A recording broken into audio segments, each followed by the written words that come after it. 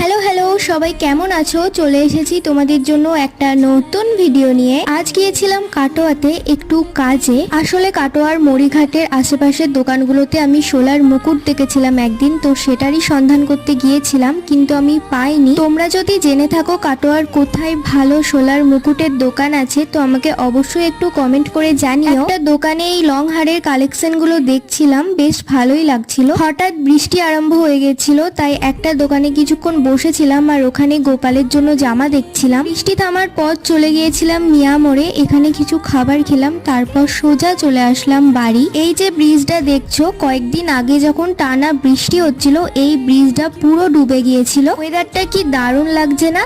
আর আজকে জানলার ধারে সিটও পেয়ে গেছি, গান শুনতে শুনতে বাড়ি যাচ্ছি, আর মেঘলা মেঘলা ওয়েদার ভীষণ ভালো লাগছে। কাটোয়া থেকে আমি এই স্কার্ফটা কিনেছিলাম আর এই লিপ বামটা কিনেছিলাম। আজকের ভিডিওটা এটুকুই, টাটা।